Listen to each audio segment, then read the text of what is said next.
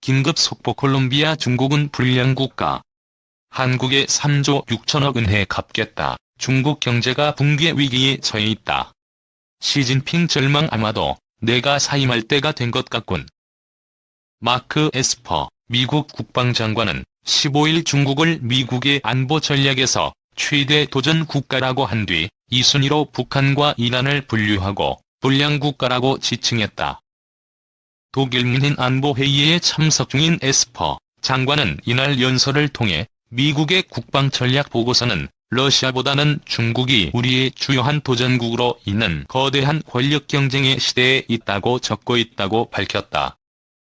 그러면서 동시에 NDS는 우리의 2순위가 북한이나 이란과 같은 불량 정권이라고 인식한다며 마지막으로 폭력적 극단주의 단체들이 다가올 몇 년간 지속적인 위협이 될 것 같다고 말했다. 미국이 중국, 러시아 다음으로 북한과 이란을 미국의 안보를 위협하는 차순위 국가로 인식하고 있다는 뜻으로 에스퍼 장관은 최근 연속적으로 이런 언급을 하고 있다. 지난 6일 한 대학 기조연설 때 NDS와 관련해 러시아와 중국을 다뤄야 할 첫 번째 대상으로 든 뒤 두 번째로는 이란과 북한 그리고 그와 같은 다른 나라 등 불량 국가들을 다뤄야 한다고 언급했다.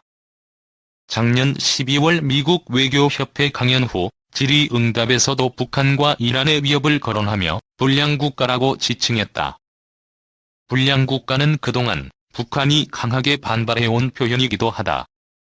마이크 폼페이오 미 국무장관이 지난해 8월 27일 우리는 북한의 불량 행동이 간과될 수 없다는 것을 인식했다고 언급하자 당시 최선희 북한 외무성 제1부상은 담화를 통해 그들 스스로가 반드시 후회하게 될 실언이라고 강하게 반발한 바 있다. 한편 에스퍼 장관은 이날 중국이 서구의 노하우를 훔치고 더 작은 국가들을 겁주며 어떤 방법을 동원해서라도 이익을 취하고 있다고 강도 높게 비판했다.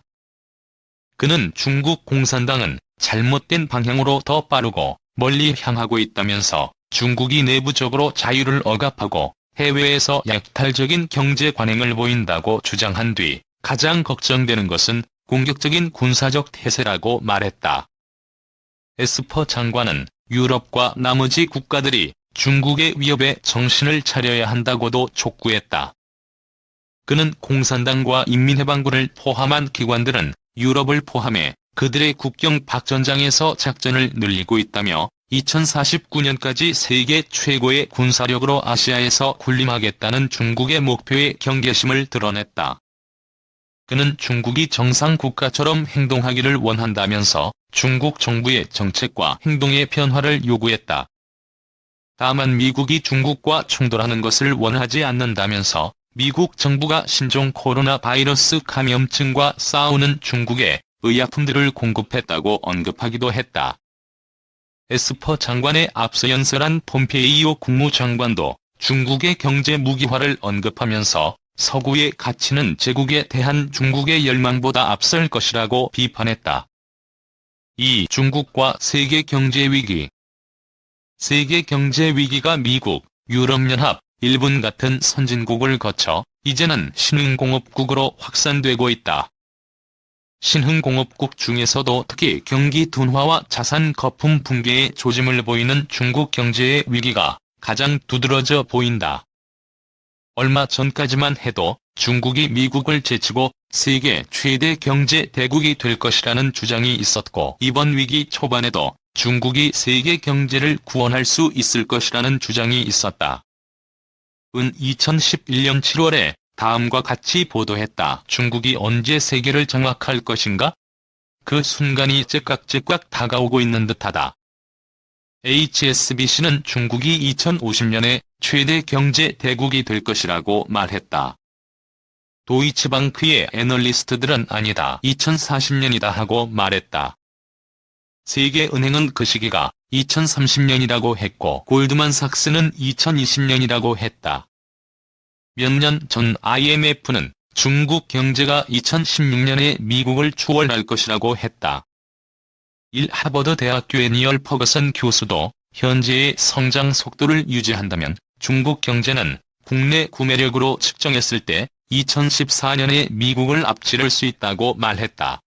2. 중국은 2009년에 독일을 제치고 세계 2위의 무역 대국이 됐고 2010년에는 경제 규모에서 일본을 제치고 세계 2위의 경제 대국이 됐다. 2000에서 10년 중국 경제 성장률은 평균 10%였고 외환 보유고는 세계 최대인 3조 2천억 달러나 된다. 중국이 이 돈으로 오스트레일리아, 브라질, 아프리카 등지의 자원을 개걸스럽게 흡수하는 모습을 보던 이들에게 중국 경제의 위기 조짐은 믿지 못할 사실일 수 있다. 그러나 폴 크루그먼은 지난해 12월에 쓴 글에서 다음과 같이 지적했다. 최근의 성장은 엄청난 건설 호황에 힘입은 것이고 건설 호황은 부동산 가격 급등으로 말미암은 것이다. 최근의 성장은 거품의 고전적 징후를 모두 보이고 있다. 신용이 급속히 증가했다. 신용 급증의 많은 부분은 전통적인 은행이 아니라 정부의 감독 대상도 아니고 그래서 정부의 보증도 받지 못하는 규제받지 않는 그림자 금융을 통해 조달된 것이다. 이제 거품이 꺼지고 있다. 즉 금융, 경제 위기를 우려할 현실적 이유들이 존재한다. 지금 내가 1980년대 말의 일본을 묘사하고 있는가? 아니면 2007년의 미국? 그럴 수도 있다. 그러나 지금 나는 세계 경제의 또 다른 위험지대로 떠오르고 있는 중국에 대해 말하고 있다. 3. 중국 경제 기적의 이면에 있던 과잉 투자, 유휴 설비, 취약한 소비, 금융, 부동산 거품, 원자재와 식료품 가격 폭등, 증가하는 빈부격차, 노동소득 분배율 감소, 거대한 환경 파괴 등의 문제들이 점점 수면 위로 떠오르고 있고 이런 사회, 경제적 조건에서 저항 운동도 함께 증가하고 있다.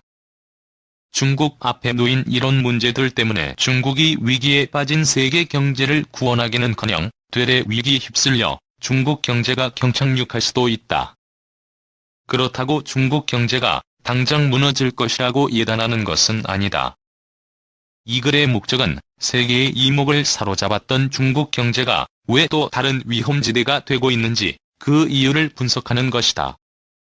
중국 특색의 자본주의사 최근까지 중국 경제의 놀라운 성장세는 수출에 힘입은 것이었다. 중국의 저임금 노동자들을 겨냥한 세계 다국적 기업들의 중국 진출이 늘어났고 그에 따라 설비 투자가 증가하는 등 수출 주도 경제가 확립되면서 중국은 세계의 공장이 됐다.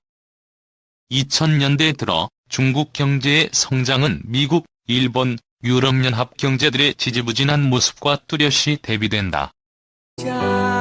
Cha thường hay trêu chọc làm con khóc, nước mắt nhem xong kể chuyện cười vui, làm con hết khóc. Cha đưa con đến trường thật vui. Với cha con là trên hết, vết nhăn nhiều thêm,